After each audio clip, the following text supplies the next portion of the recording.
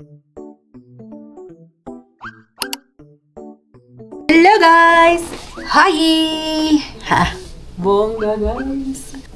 Yes, ito na yung sinasabi kong ano guys, yung gaming chair ko. Dun sa last vlog ko, nasabi ko in-order ko sa Taif. Hindi kasi sila nagde-deliver dito, kaya dito ko na, dun ko pinadeliver sa friend ko sa Taif. We're sitting down. And this video is actually galing siya sa comment ng isa nating mga nanonood.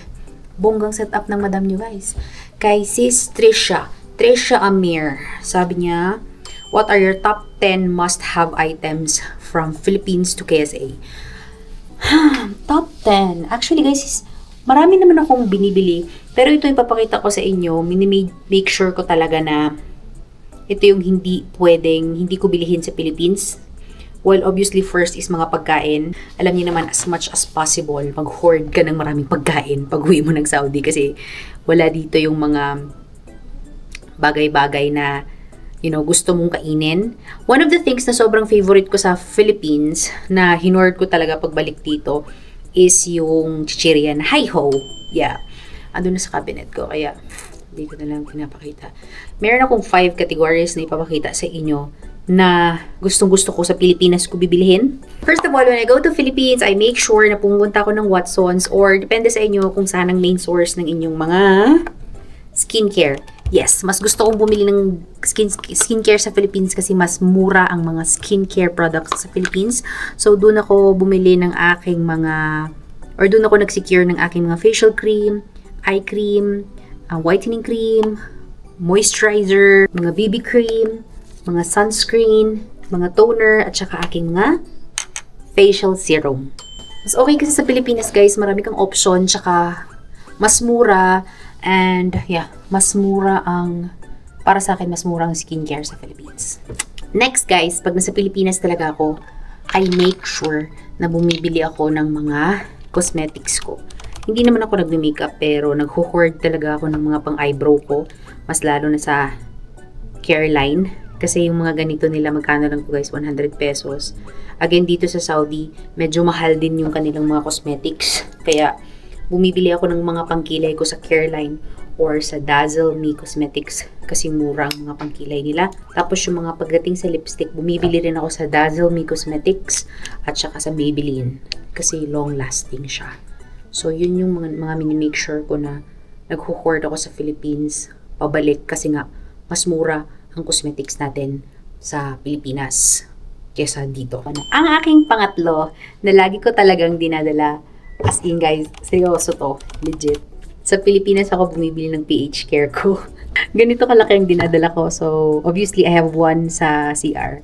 And then, meron pa akong dalawa na backup. Kasi I really trust the PH Care of Philippines. I don't want to buy yung mga PH Care nila dito. Mas gusto ko ang PH Care na nanggaling sa Pilipinas. So, I always make sure na meron akong mga ganito kalalaki. And sakto to, pag bakasyon ko na naman ulit, ubos na naman siya. Then, next ay perfume. Actually, sa Philippines ako bumibili ng perfume, guys. Kasi walang makakatalo sa old school pen shop and bench perfumes. Alam ko, meron kayong mga pen shop and bench perfumes. Pati yung aficionado, yun. Pen shop, bench, aficionado perfumes. Walang makakatalo sa kanila. So, I make sure that when I go home, bumibili ako ng perfume doon. Kasi sobrang babango ng mga perfume ng pen shop tsaka ng bench. So, sa bench, ito na lang yung binili ko, Bambino. And sa pen shop, bumili ako nito, bagong favorite ko, yung Floral Punch. And meron pa akong isang naka-open. So, ito talaga yung mga hinuward ko. Perfume na nanggaling sa Pinas. Top 1 na bawal makalimutan kapag umuwi ng Pilipinas. Ang haplas. This year, hindi ako bumili ng Salon Pass kasi meron akong isang mas pangmalakasan. I bought Tiger Balm. Meron akong Tiger Balm na green and Tiger Balm na red. Meron tayong mga massage rub, efficacent oil, at omega na nakabalot pa. So, I prefer the white efficacent oil kasi pag yung green, ang tawag dyan?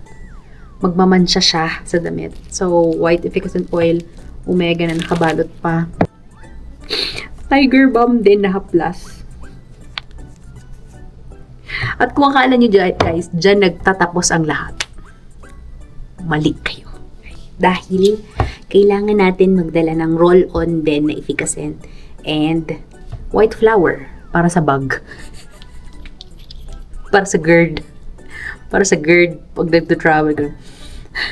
O ganyan guys. Hashtag adulting. Yes. So, this is lifesaver yung roll-on na efficacent. And ito ang flour na na-appreciate ko this past few years. White flour. Perfect. So, yun na guys. Those are just the things na talagang I make sure na dala ko pag nagbabakasyon ako. Marami pa sigurong ibang mga recommendations. Actually, madaming pagdating sa pagkain, sobrang dami nyo pang pwedeng dalahin. Pero para sa akin, yan yung mga essentials, like super essentials na dapat kong dinadala. Kasi parang hindi ko kayang mabuhay nang wala siya. Yun na guys. So, yun yung ating video. Short video lang siya. That's all guys. Thank you very much for watching this video. If you're new to my channel, don't forget to subscribe to my channel and like this video. Maraming salamat sa walang sawang panonood guys. Remember to keep safe all the time and God bless you all. Okay? Bye! Salamat.